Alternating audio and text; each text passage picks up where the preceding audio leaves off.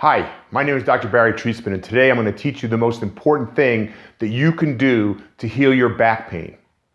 So the first thing we're going to do is we're going to find ideal alignment, and initially we're going to do that on the table here, or typically you'll do it at home on the floor, and then as you get more proficient, you'll do it with your back against a wall or a tree or whatever you can find. And what we're looking for is we're looking for the tactile sensation to figure out where our body is in space and find the ideal neutral spine position, which is where we heal and which is where we want to stay when we're having an acute episode of low back pain, but also for probably 8 weeks afterwards, because that's how long it really does take for the body to heal and get back and as strong as possible. After we do the ideal alignment, we're going to teach you the stabilization, which is how you maintain that positioning as you go through life. And then we're going to move into a simple movement. And the combination of the three things, the ideal positioning, the stabilization, and movement with those two things is a very powerful combination that is going to get you on your way to really healing your back pain. And what we want to do is we want to always start in this very simple position and then slowly add layers of complexity and difficulty so that we build it into our body and it becomes an automatic process. And initially there's going to be a significant stiffness here, and we do want that. But what will slowly happen is it will transfer over to a strong suppleness. But if we really need to be rigid and powerful and strong through this area, we'll go back and really turn this whole thing on. So repeat this over and over, and you will be able to reprogram your body and really heal your body. Okay, so the first thing we're going to do is we're going to lay down and we're going to line up our heels or our feet and kind of engage them, our knees, and then our sit bones so that they're all nice and straight in this direction. Then we're going to tilt the pelvis backwards and forwards 3 times and find the middle position for the lumbar spine.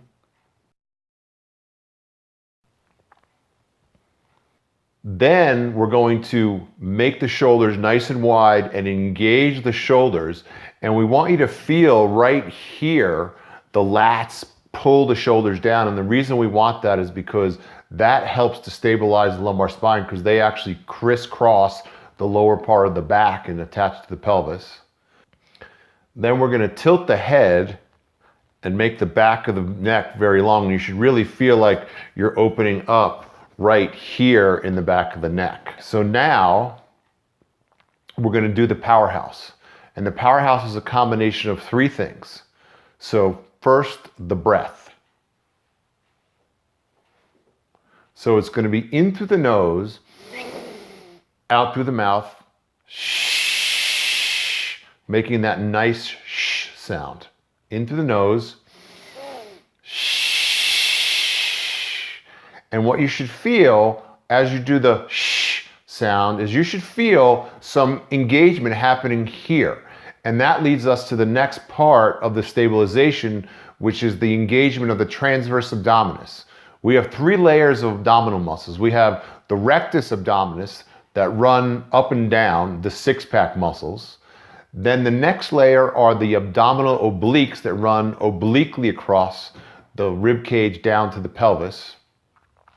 And then we have the transverse abdominis that transverse the lower part of the belly. And when we engage that muscle, it kind of tightens and pulls back on this lower area. So that's the first part of the stabilization engagement.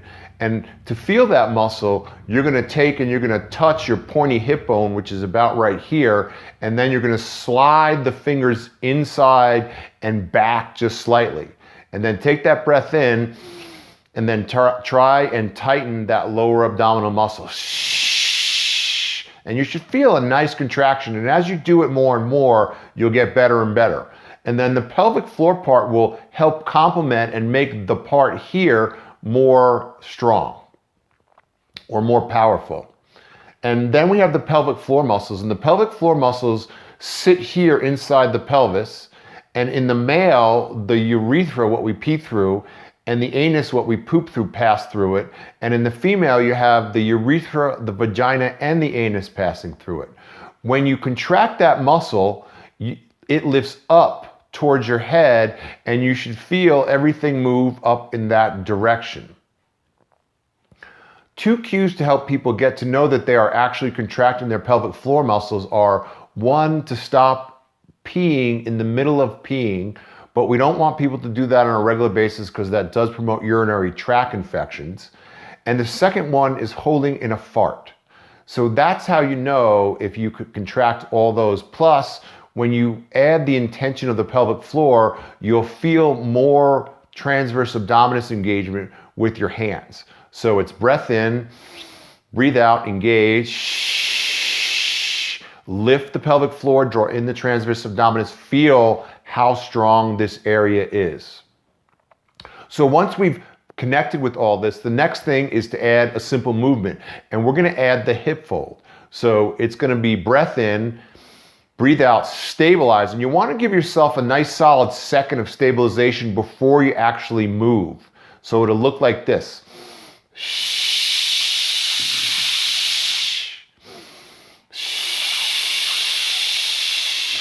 And the reason that we want to separate the two is part of the problem that happens when we injure ourselves is that the stabilization happens after we've initiated the movement and the body can't stabilize. So that's why we stabilize first, make sure we get a good stabilization, and then initiate the motion. Thanks. Have a great day.